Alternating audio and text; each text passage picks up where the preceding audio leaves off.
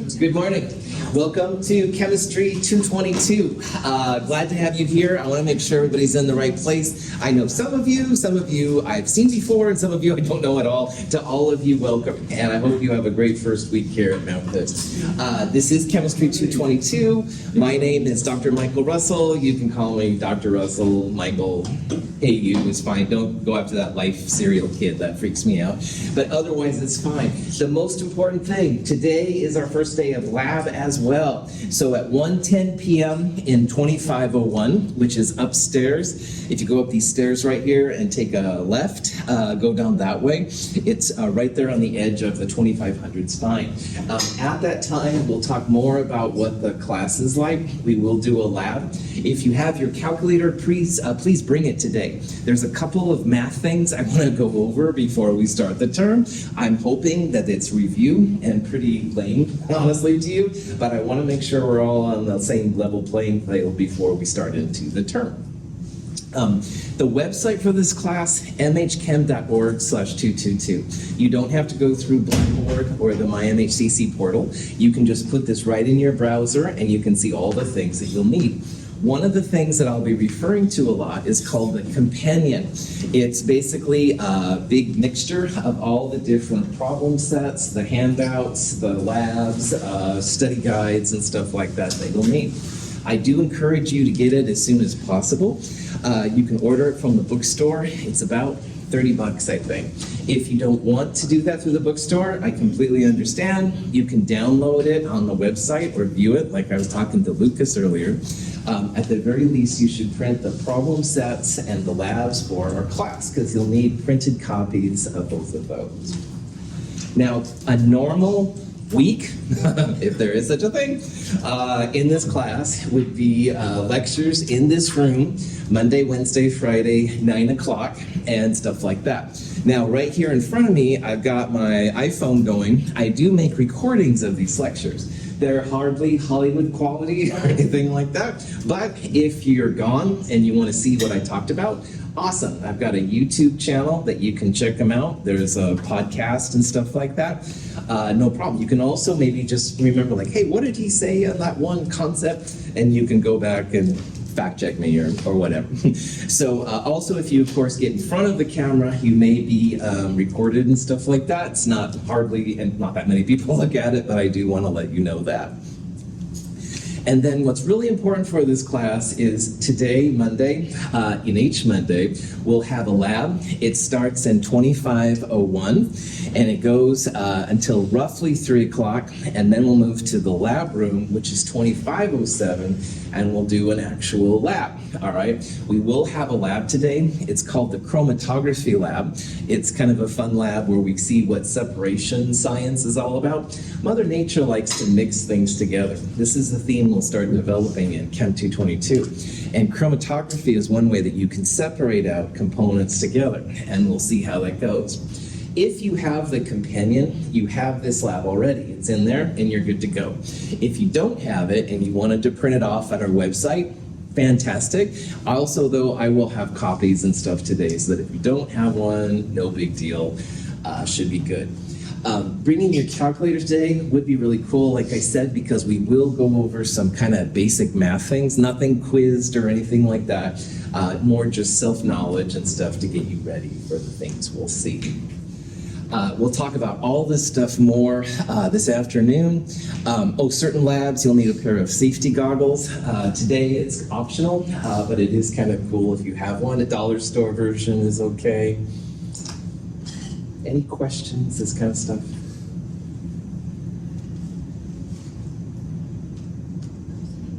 Oh, seriously? The ability to change everything. Okay, let me do that again. Darn it, the super, all my best laid plans and stuff like that. Cooking is chemistry, and chemistry is life. Your ability to change everything, including yourself, starts here. Let's begin, shall we? Lessons in chemistry, kind of a dorky series, but yes, it's all about chemistry and stuff, and this is what she said. Seriously, any questions before? We'll talk about how the class works and stuff this afternoon, but if there's anything that's like burning in your brain, man, ask it now. This is a good time. That and AI.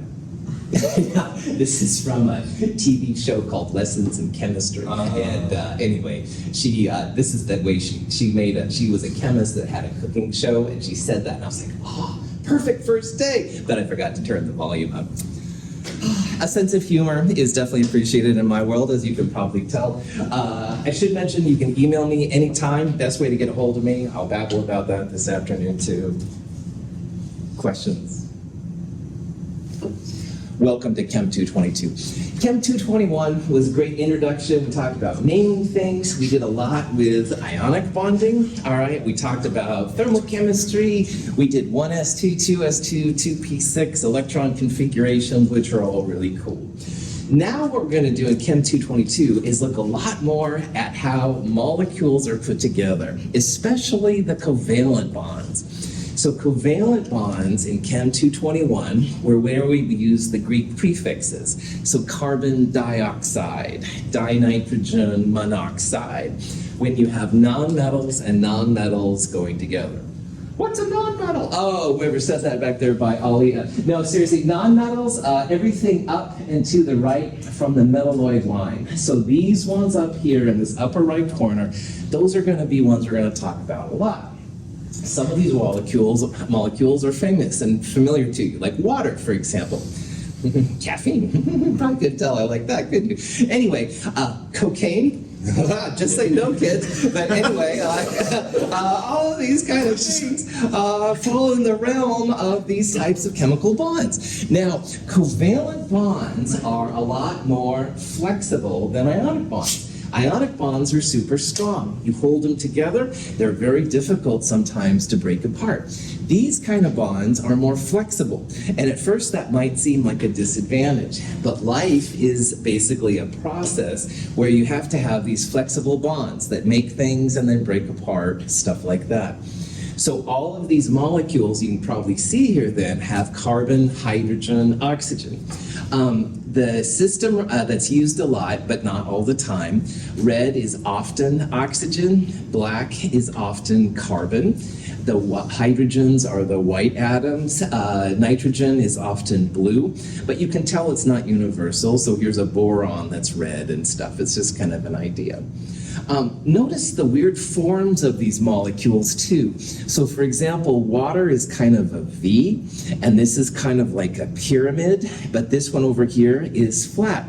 We're going to be looking at why these things come together in these ways in this section too.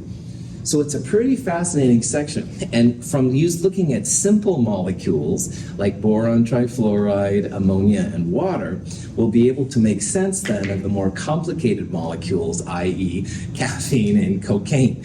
Also DNA and stuff like that will follow these kind of structural rules too. Pretty cool stuff. So we will think about like how these molecules are put together. Like what is the glue that holds them together, and why can the glue be sometimes overcome? The angles, like why some of them are three-dimensional and why some of them are flat, is something we'll see. And then we'll also think about then how the chemical and physical properties are affected.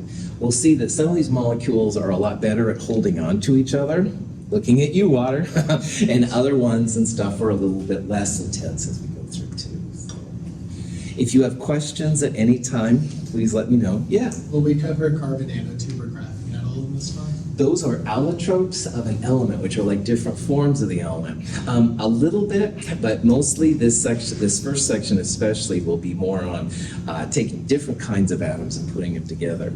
But if one day allotropes are your thing, a lot of the rules we're going to talk about here will absolutely apply to them too. In the companion, there are some notes, some versions of this that are printed off. So if I have examples and you don't want to have to draw everything, you can absolutely just look at these, write notes on the side and stuff like that. Let's see. Okay. So in Chem 221, we talked about how there were basically two extreme kinds of ionic bonding. One of them is ionic. And ionic is when you have true positive and negative centers. And the way you have that is that electrons are actually transferred from usually a metal to usually a nonmetal. So you end up with something that's positive, i.e. the sodium ion, and something with an extra electron, i.e. chloride. And NaCl is the most common, probably, ionic solid. And NaCl, which of course is table salt, super common, all right? We put it maybe on French fries or whatever. It's actually a really strong bond. It doesn't melt until about 800 degrees Celsius, which is just crazy high. Compared to a lot of the molecules we're looking at, that's really, really high. And it just shows how tight those two atoms are holding on to each other. The other kind that was mentioned in Chem 221, but we didn't talk as much about, is covalent. And in a covalent bond, the electrons aren't transferred from like the metal to the non-metal usually. They're more shared, all right? So all the electrons kind of come together. They make each other stronger. Usually covalent bonds are between non-metals and non-metals. So nitrogen N2 would be an example of that. The two nitrogen atoms are trading electrons with each other, but they still have their own electrons. It's just that they're kind of shared together. Water would be a good example, caffeine, stuff like that. Now, most bonds have kind of a somewhere in between these two extremes. So you can think about them as ionic on one side, covalent on the other side, and most actual bonds are somewhere in between. So some are more ionic than covalent, some are more covalent than ionic. And there's lots of different perturbations of how these things go together. There's a third kind of bonding called metallic bonding. Metallic bonding is for just metals. We will mention this a little bit. It's when you have just pure metals sticking together. Metals are able to conduct electricity, stuff like that. This is all through the metallic bond. It's different than ionic and covalent, and we'll talk about that a little bit later too. But chemistry keeps changing. And in December of 2018, there's another kind of bonding that they're talking about now called metavalent. And it's a type of bonding for metalloids. This is something we won't talk about in this class, but I want you to hear this term. It's brand new. When I took Chem 222, this wasn't something that anybody knew about or talked about. So it just shows how science is evolving all the time, trying to get things together. So mostly in Chem 222, again, we'll talk about ionic and a lot on covalent. We'll mention metallic once in a while, just because I am, by the way, a metal chemist, so metals are cool. Anyway, Slayer, metallic. No, I'm just joking. And then metavalent is just something I want you to hear the name and stuff so you know what time it is. Questions? Cool. Here's like a 3 kind of column series showing the most common kinds of bonding up to December 2018 anyway, covalent, ionic, and metallic. And covalent is mostly for, like I said, nonmetals and metalloids. There are other kinds of metals that do that, but it's not as common. And the electrons are shared. Now in an ionic bond, you have true ion electrons being transferred. So while sodium, which is number 11 on the periodic table, neutral sodium would have 11 protons and 11 electrons to be neutral. When sodium makes sodium chloride, it loses an electron. So it only has 10 electrons. That's what makes the sodium plus 1. And electrons usually have to go somewhere, so it usually goes to a nonmetal like chlorine. Chlorine with 17 protons and electrons becomes 17 protons and 18 electrons. So an extra electron makes it negative, and chlorine, of course, goes to chloride. So sodium chloride is an example of an ionic bond. Metallic bonds then are just pure metals, all right? You could have a big thing of aluminum. Perhaps your water bottle right there, I don't know, maybe you have coffee in there, I don't know. That would probably, whatever metal that is, that would be an example of metallic bonding. Woohoo, right here, live in class, yeah. Anyway, getting too excited, obviously. Copper wire, metals, all right, yeah. Bromine and stuff like that, most of the sugars and stuff, those will be covalent, and of course ionic bonds, sodium chloride is the most common, so. All right, now, a little bit of boring stuff, but not too crazy. regardless of if it's ionic or covalent or anything, the way to talk about how strong the attraction is between two atoms is dictated by what's called Coulomb's law. Now in physics, you'll probably use Coulomb's law to calculate so many newtons of force. And if that means something to you, cool. And if it doesn't, don't worry about it. Because in chemistry, in these classes, we'll use the ideas here expressed in this equation to understand why some bonds are stronger, but we won't actually calculate how strong they are. So this is the full version of Coulomb's law, but what I want you to focus on is that the force, which is the strength between atoms, really has two parts that it depends on. This is just a constant, we don't care about that. It depends on the positive and the negative charges, all right? That's on the top part. And the other part, it depends on the distance between the two atoms, all right? So Donovan, I need a helper here, man. Can you be my example guy? Sure. My man. Better to talk about this in real life example than anything else. Donovan, I haven't seen you in so long. So good to see you. Single handshake, all right? Positive, let's make Donovan positive. Positive, negative, instructor, all right? Pretty strong, all right? But let's say, oh, Donovan, I haven't seen you in so long. So I have double handshake, all right? And by this time, someone says, oh, come on, guys, break it up. Thank you. So in this case, then, it's harder to break up a double handshake than it is a single handshake, all right? That's what the top part of that is saying. So my single handshake to Donovan was like a positive and a negative. Comes together, that makes it pretty strong, all right? Jacob goes, come on, break it up. Not too hard for Jacob to break it up. But Donovan, I haven't seen you forever. And I do this double handshake on him. Well, now it's going to be harder for Jacob to break us up, all right? Because we're a little bit double hands, all right? Harder to break up. Now, you could imagine, and this happens in chemistry, instead of a positive 1, negative 1, or a positive 2, negative 2, a positive 3, negative 3, I could hug Donovan, but I don't think Donovan needs that in his life. So, but just imagine as the things get more and more, it gets harder and harder to break up. That's what the top part of that means. Now, the other part, though, that's important, Donovan, I'm sorry, I need your help once again, is the bottom part. Donovan, so good to see you, all right? But, oh, man, someone's calling me over here, all right? Oh, I'm getting farther from him. Oh, I'm hardly holding on. Theatrics, I probably should have been doing no problem. Seriously, the distance between the two atoms, Donovan and I, gets weaker as the distance goes up. So as I was close to Donovan, it was strong. But as I got farther and farther and farther, got weaker. That's what this part means, all right?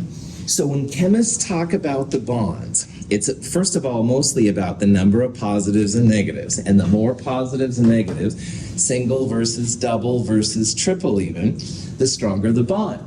But the other thing is the distance between the ions.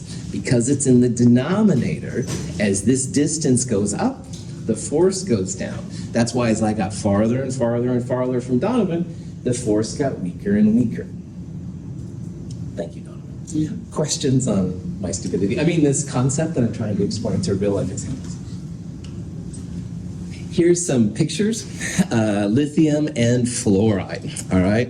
Lithium is a positive one, fluoride is a negative one. They do make an ionic compound. The distance is literally the distance between the center of the atoms, all right? So you can actually calculate these things. And again, we're not going to do it, but it would be the radius of the lithium and the radius of the fluoride. That total distance would be d. And people do calculate this, but again, not here. So that's how they do it. The positive 1, negative 1, all right? This shows the single handshake versus double handshake, all right? Positive 1, negative 1 is strong, but positive 2, negative 2 is even stronger. These bigger arrows are the example of how they're trying to show what's happening. And this part over here shows the distance between the ions. So here's Donovan and I with a regular handshake, but as it gets farther and farther apart, it gets weaker. It's not as strong that way too, all right? Now, we're using ions here, metals and nonmetals, but this does actually work to a point for covalent bonds too, and we'll talk about that later. So, So again, this crazy Coulomb's law, we'll talk about the number of charges on the top, that makes it stronger. And as the distance between the ions gets bigger, then the charge goes, then the force gets smaller. And this is affected by melting points and all kinds of stuff. Questions on that? Atoms have three distinct electrostatic interactions with each other. The electrons repel. Similarly, the nuclei repel each other. Finally, the electrons on each atom are attracted to the nucleus of the other atom. When this attractive force is greater than the combined repulsive forces, a chemical bond forms. It's amazing in some ways that bonds form at all. Because if you think about atoms, some random atoms, all right, there will be repulsive forces and there will be attractive forces. Now in Coulomb's law, positives and negatives attract. Positives and positives will repel each other, and negatives will repel each other. So what this is trying to say here is that if you have a bond that forms, you must have more attractive forces than you have repulsive forces. Those electron clouds, which basically dictate the circumference there, they will repel each other. Electrons don't want to be by electrons normally. On the other hand, if the nucleus, the two nuclei get close enough, those positive forces will also repel each other. It's only the positive nucleus attracting to the negative electrons on the other one, and the positive nucleus on the second atom attracted to the negative electrons on the second atom. That makes these kind of bonds form. Sometimes you just won't be able to make bonds form though, and that's okay too. It just kind of depends on how things go. But if you can't make a bond form, it's probably because these repulsive forces are just greater than the attractive forces, and there's nothing that scientists know about to make those kind of things happen. So, in these first couple chapters, covalent bonding is going to be king, all right? In the first two chapters, we're going to go over the nuts and bolts of how these things go together. We'll look at the theories that are involved. In the third chapter, we'll be able to extend those ideas to organic chemistry. I want to give you all a little introduction to OChem and stuff, since that will be in some of your futures. Later on, we'll come back and we'll revisit ionic bonding and also talk a little bit more about metallic bonding as well. So one thing that's really important is that you do know if a compound is ionic, covalent, or metallic. And again, just real briefly, ionic bonds, metals, and nonmetals. And again, this metalloid line on the periodic table, basically everything to the left, with the possibility exception of hydrogen, everything to the left is a metal. And everything up and above that line is a nonmetal. So if you have an iron and a chlorine, probably going to be ionic. Or a thorium and an astatine, which would be very radioactive, by the way, that would be an example probably of ionic as well. Now, covalent will be just the upper right. So you see a compound with sulfur and bromide, probably covalent. Boron and fluorine, probably covalent. Boron's a metalloid, so it could be ionic. There's a little bit of flexibility there, but probably. Metals will be only one of these by themselves. So if you had tungsten metal, that's going to be metallic, or aluminum metal, or iron, or something like that. So, cool. All right. So, electron distribution in molecules is a big part of this. And one of the first great American chemists was a guy named Lewis. And we're going to see Lewis a lot, both this term and also in Chem 223. Body structures. Yeah, that's exactly it. This is the rules that we're going to use. And he thought about it, and it was pretty ingenious what he came up with. They call them Lewis dot structures, electron dot structures. These all mean the same thing. It's an homage to him because he was the one that kind of formulated some of these ideas together. And in a Lewis structure, you can take all the electrons and figure out which one of those are placed into bonding pairs and which ones are placed into lone pairs. And it's not too crazy to figure that out. This is going to be our first thing we're going to talk about here in Chem 222. So good old Lewis there. Woo-hoo. Bonding pairs and lone pairs. So let's talk about how to figure out how many bonding pairs and lone pairs there are. This is an example of hydrogen monochloride. If the HCl was in water, it would be hydrochloric acid. But for right now, we'll just think it's HCl in the gas phase, so hydrogen monochloride. Notice here there's a term called valence electrons. Not all the electrons in the atoms will be involved with bonding. Some of them are more into the bonding than others. Example, Donovan was right here, so he was part of my example because he's really close. Nadia in the back and Daniel on the side, they're too far away. I don't want to walk over there and do it. So those types of people I won't interact with as much as Donovan right here because Donovan's right here close to me. Donovan would be a valence electron. He's part of the active part. Now, if all of you move to the far back of the room, I'll have to adjust my teaching style. But however, that's beside the point. Daniel, I've got your eye. No, I'm just joking. Bonding pairs and lone pairs. HCl, when you draw a Lewis structure, has a line between it. And a line is called a bonding pair. It connects two atoms together. That line represents two electrons, like we're going to see. So a bonding pair, which is sometimes called a shared pair, is just a line between two atoms. It's a type of glue that holds them together. However, around the chlorine, you should put three double dots. Each of those double dots is called a lone pair. So this would be one lone pair, two lone pairs, and three lone pairs. A lone pair, that represents electrons that are on the atom, but they don't interact with the other atom. So chlorine is hogging these, if you will, all to itself. And this structure right here, HCl, with one bonding pair and three lone pairs, represents a Lewis dot structure, all right? Bonding pairs should always be lines. Do not put dots. If you've seen other classes with this and you've used dots, don't do it here, all right? Lines are only thing we want to use between between two bonds. On the other hand, if you've drawn lines for lone pairs, don't do that either.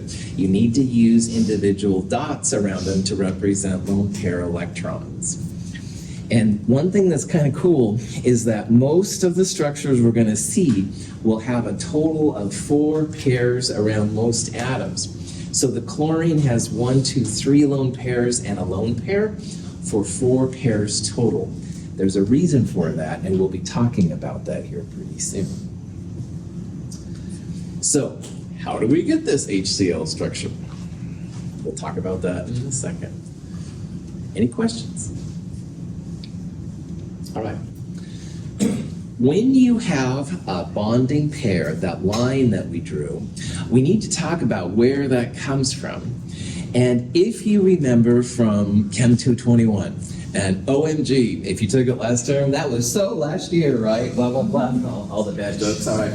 Well, hydrogen has a 1s1 electron. And if this is all gobbledygook, honestly, you don't have to worry about it. And 1s was basically like a sphere, and you could have 2 electrons in it, one up and one down. So what the left-hand circle there represents, this is the 1s1 electron, all right? Now, chlorine was 1s2, 2s2, 2p6, 3s2, 3p5. And again, if this is gobbledygook, don't worry about it, all right? Because we're going to bypass this here in just a little bit. Chlorine is number 17 on the periodic table. And if you count the superscripts, it comes up to 17. So 2 plus 2 plus 6 is 10, plus 2 plus 5 is 17. In the 3p5, if you wrote a orbital box notation, it was 1, 2, 3, 4, 5. There was one 3p orbital with only one electron. And if you remember, and it's okay if you don't, the p electrons were kind of like figure 8s. So what I'm also showing there is the 3p orbital on the chlorine and hydrogen with the 1s. Before I go any further, any questions on that? We won't do a lot with atomic electron configurations like what I just talked about, but this is where this stuff is all coming from. Yeah, Dave. So the bonding electron, is it always going to be like the one on the outermost shell, the one that's by itself? Yes, that's right, the outermost shell. David, in a punchline, the valence electrons are the outermost electrons. That's exactly it. The inner ones we're going to call core electrons here, just a little bit. Excellent. All right. If the hydrogen and the chlorine come together, it's these singly occupied orbitals that kind of smash together. And the actual bond that forms, which is what we're going to call a sigma bond here. Sigma bond, that's this part right here. It's where the two orbitals like smash together, all right? We're going to start calling that a sigma bond. A sigma bond just means that you've got two singly occupied orbitals that smash together. They're on the outside, like David said, they're not the inside ones. That's the glue that holds them together. So here's like the 1s1 electron is a blue electron. Here's the chlorine's 3p electron that's by itself. They smash together, they come together, and that's where this line comes from, the line between H and Cl. And this is actually a pretty strong kind of bond. This HCl bond is pretty powerful, does a lot of interesting things. The hydrogen has one electron, the chlorine has one electron, they come together, and that's the origin of the bond. I love what David said, they're absolutely the outermost electrons. The inner electrons are pretty deep inside, they don't do as much. So if you start seeing this sigma bond, and you will, sigma bond just means smashing together. All right, the two atoms are coming together, squishing together. That's the glue that holds the H and the Cl together. Questions? So let's talk a little bit more about these valence electrons, because valence electrons, like David totally pointed out, are the key to figuring out when a molecule comes together or not. Some of these atoms have a ton of electrons, like iodine, which is used a lot, of course, 53 electrons in the neutral form. Not all of those 53 are going to be as important as the other ones, so we'll start figuring out which ones are important and which ones are not. We're going to make a difference between core electrons, which are the ones that are so deep in the atom they're not being used for bonding, and the valence electrons. And the valence electrons are the one that are going to be used to make molecules. Now, again, I promise we're not going to do much with atomic electron configurations, but if you remember from Chem 221, boron with 5 electrons was 1s2, 2s2, 2p1. And also from Chem 221, the noble gas notation was when you had a noble gas, we put it in square brackets, so you could also write boron as a helium 2s2, 2p1. Well, the N number, which is the number right there, 2 is farther from the nucleus than N equals 1. And so N equals 2, that's how we find out what electrons are going to be in bonding. So these electrons are so close to the electron, to the positives and stuff and the neutrons, they're not going to bond. But these outer ones here, they will. So 2 plus 1, boron is going to have 3 valence electrons. So of boron's 5 electrons total, the 1s are called core, and the outer ones, 2 plus 1, these are 3 valence electrons. Yeah. Can you put the when you're drawing the structure, can you put the dots anywhere, or do you have to follow certain? Yes, that's a good question.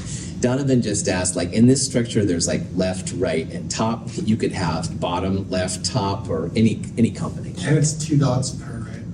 Oh, initially, as we're going to see, single dots only, and 2 dots if there's no more room then to do it. Okay. So when you get to carbon, there's a 4th dot right here. Nitrogen, you would have a double dot and stuff, but only do double dots if the that's right. Good. Excellent question. Good. People are waking up. Good. I think myself was in that list. I don't know. I'm still kind of caffeinated. But other questions? Bromine. A lot more electrons. Bromine on the periodic table is number 35. Argon core, 3d10. 4s2, 4p5. The punchline is that these numbers, 4, 5, 2, 1, etc., those are called the shell numbers. And as those numbers get bigger, you get farther from the nucleus. So it's really just the biggest numbers that correspond with the valence electrons. So we ignore all the n equals 3 and less, so 3d10, the 2p6, the 1s2, ignore all of those. These are the valence electrons. So we would say that bromine has 7 valence electrons. Here's some examples of pairing them up and stuff, yeah. If you do have more than 4 electrons, start pairing them up. Have them single ones first and then start pairing them and stuff. We'll see that helps a little bit. Now, obviously, people probably don't want to go through and do electron configurations for neutral atoms, except for your nerdy instructor, which is probably not you. So there's a much easier way to find out how many valence electrons there are. Number of valence electrons equals the group number. Now, quick review, periodic table land. Up here on these periodic tables, we have what I call the American version of the periodic table. The left hand and the right hand side have A's next to the group numbers. So 1A, 2A, and then there's a gap before 3A through 8A. Well, the transition metals here in the middle have a B group on them. This is what I call the American version of the periodic table. There's an English version where the A's and B's are flipped. There's also what I call the international version that starts with 1, and there's an 18 over there. And they all have their uses, absolutely. But in this class, it's really important that we're all on the same page. Please use the American version of the periodic table. If you're using the American version, these A's, those group numbers, represent the valence electrons. So we saw how boron had 3 valence electrons, 3A. We saw how bromine has 7 valence electrons, group 7A. All right. If you use the international version, you have to do some weird configurations, and I can talk to you about that if you're interested. That also means then that boron, aluminum, gallium, they all have 3 valence electrons. And fluorine, chlorine, bromine, iodine, they all have 7 valence electrons, etc., etc. So this is the way to figure out which electrons are involved in bonding. All right. If you're talking about silicon, silicon has 14 electrons, but only 4 of them are actually going to be involved with covalent bonding. 14 minus 4, 10, that would represent the core electrons, the ones that aren't going to be involved in bonding with molecules. Questions on that? Okay. At this point, I'm going to do a quick advertisement. It's an optional thing. I'm using what's called an iClicker. All right, mine is blue, student versions are white, that same thing. iClickers are something I'll use as an optional thing for extra credit. I try to keep, jokes going in the class, but my jokes only can carry me so far. So iClickers are a way for you to hopefully participate a little bit in the presentation. An iClicker, it basically has 5 buttons, A, B, C, D, E. I'll put random questions up in each lecture, and if you participate in at least 6 lectures, you'll get extra credit for it, which is kind of cool.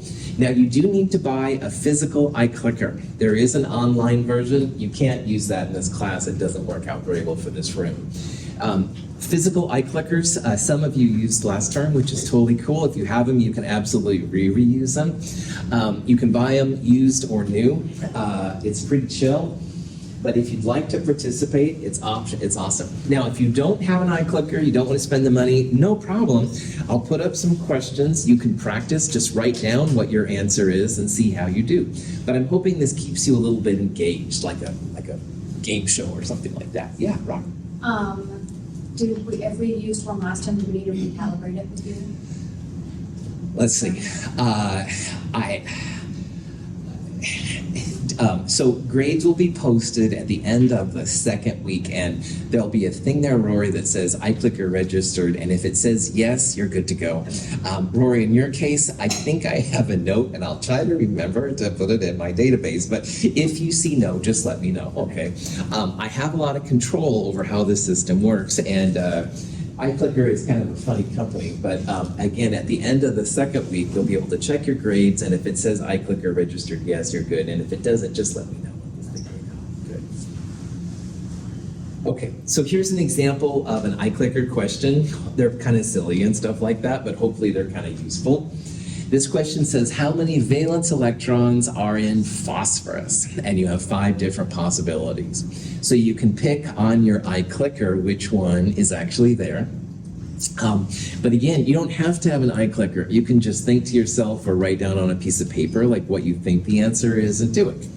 Now to answer this question, phosphorus is number 15, but you go up to the group number, of course, to find out what that would be. So phosphorus is in group 5. You would then push 5, answer D here. So phosphorus is in group 5A. Okay. So on my thing here, I just saw that a couple people actually participated in this, which is awesome. But again, if you don't have it or you want to get involved, just let me know. We'll figure this out. Any questions on that? This is totally optional. It's not required. So let's build a Lewis structure. This will actually be the first thing we're going to do a lot of in these first couple weeks. So this is actually a really important process. So yeah. The number of valence electrons, once again, is equal to the group number. So again, using the quote-unquote American version of the periodic table is pretty important. Now, as a general rule, groups 1A through 4A, the number of bonding pairs around an atom will equal the group number, generally. So earlier we showed boron, and boron is in group 3A. 3 means that boron will usually have 3 bonding pairs around it. Now notice the use of usually. This is the big kids class, so we're going to see lots of exceptions to this rule, but generally, boron in group 3 will have 3 bonding pairs. Carbon in group 4 will have 4 bonding pairs. There will be exceptions to this, but that's a general rule to follow. Groups 5A through 7A, the number of bonding pairs will usually be 8 minus the group number. So nitrogen is in group 5A, 8 minus 5. There will usually be 3 bonding pairs around nitrogen. But again, notice I'm using the word usually a lot. We will see exceptions to this, especially in this class. But if you have to guess, most of the time nitrogen will have 3 bonds around it. So usually, I'm using this word again, sorry, kind of overusing it. This would be like bad ChatGPT wording or something. Anyway, prop that back on. Usually, around a total atom, bonding pairs plus lone pairs will equal 4, all right? There are exceptions. Some of them have less than 4, hydrogen, some of the third ones. Some of them will have more than 4. But most of the time, the bonding pairs plus lone pairs will equal 4. And this is what they call the octet rule. Octet rule is what dictates most molecules. If you were taking Chem 104, or you have taken Chem 104, Chem 105, and you draw Lewis structures, we would only go up to 4 total pairs. It's very, very common. DNA, caffeine, cocaine, and these kind of things, water, they all follow the octet rule, all right? So it's very, very, very common. We will, though, be seeing some examples of when molecules go beyond the octet, too, so just kind of keep aware of that. Any questions on that? All right, so let's draw ammonia. Water, we're going to see, is so important for life, for so many things. Ammonia is actually pretty close in importance to water. Ammonia has a nitrogen in the middle instead of oxygens, but ammonia is pretty powerful. Ammonia's Lewis structure can be found pretty chill. First, what you want to do is see how many electrons you have to deal with. So we're going to have to count the valence electrons in the nitrogen and the 3 hydrogens. How many valence electrons in nitrogen? 5, that's right. It's group 5A. If you look on the periodic table, nitrogen is number 7. We don't use that number though. we're going to use the group number. So nitrogen, like phosphorus and arsenic, has 5 valence electrons. Now hydrogen over here is in group 1A, so hydrogen has 1 valence electrons. So if you remember that there's 3 hydrogens, 3 times 1, and 5 valence electrons for nitrogen, that means there's a total of 8 valence electrons in ammonia. Now, most of the time in this class, we're going to talk about pairs of electrons, and a pair, of course, is 2. So if you take 8 and divide by 2, you get 4 pairs. Ammonia will have 4 pairs of electrons to deal with. Now, ammonia has more electrons than this, but these are the ones that are involved in bonding. That's why they're valence electrons. The core electrons in nitrogen just sit there and don't do anything. Now, this is important because these electrons are going to be used to connect the outer atoms to the inner atoms.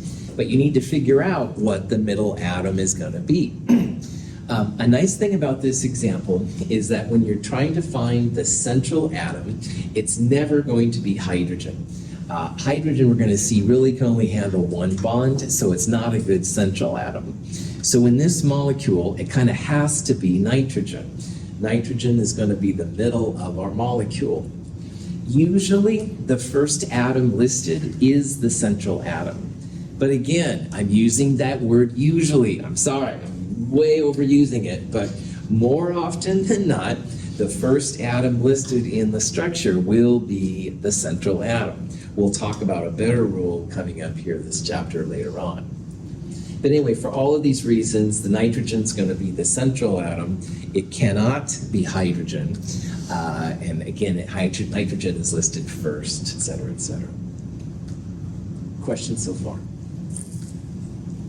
Okay, so what we have then, nitrogen's going to be in the middle, the 3 hydrogens on the outside, and you have 4 pairs of electrons. So the next thing you want to do is you want to connect those outer atoms to the inner atoms. So nitrogen in the middle, hydrogen's on the outside.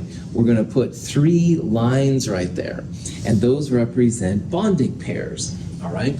Those bonding pairs connect the outer atoms, hydrogens, to the middle atom, nitrogen. It keeps the hydrogens from floating off into space or something like that. Now remember from before, we had 4 pairs of electrons. This is 1, 2, 3 pairs that we've used up, so we have 1 more pair left over. And you don't want to just throw them away. You want to do something with them. So if you have any extra electrons, they go on the outside as a lone pair of electrons. Now, if you have lone pair electrons to distribute, normally they go on the outside atoms first, and if you have any left over, you put them on the inside. But hydrogen can only handle 1 bond. So that's why, for this reason, we have to put them on the nitrogen. And that's good, because earlier I said how nitrogen, like most atoms, likes to have an octet around it, which is 4 pairs. This thing has 3 bonding pairs and 1 lone pair. It has 4 pairs total, so that gives it an octet. And also I stated how for these bigger groups, group number minus, or 8 minus the group number tells you how many bonding pairs. So 8 minus 5 gives you the 3 bonding pairs you've got. And this is an example of a Lewis structure. And when we talk about this Lewis structure, we would say, well, there's 3 bonding pairs. The nitrogen's connected to the hydrogens right there. We've got 1 lone pair on the top, which is called a lone pair. The nitrogen is holding on to that. It's not doing anything about it. So this is a Lewis structure. Now, I want to talk here real fast about the size of things, all right? A lone pair, an unshared pair, takes up more space than a shared pair, like one of these right here. And this is just cheesy balloons trying to show it to us. This is going to have implications for things coming up here in a little bit. And finally, the most important handout that's in the companion, and it's available online, is called the Building Lewis Structures Handout. And it's got all kinds of things on bonding angles and names and stuff like that. These things that are underlined will be in the companion, but they're also online. You can look at them there. If you can't find them, you can let me know and I'll find them for you. Donovan, you had a question? Sorry, to I was saying when we're drawing a Lewis structure, do we always leave if a pair has a double dot, lone pair, do we always just leave that alone to last? Yes, that's right. That's right. Put the lone pairs on Because last. like, can hydrogen bond to a double pair valence electron or no? No. Right on. Hydrogen can only handle a single bond. And we'll talk about why this is the case and stuff. But yeah, that's a nice thing about hydrogen. All right, we'll take this up more on Wednesday, but I will see you this afternoon at 1:10, 2501. Bring your calculators if you have it, and the companions. Have a great day.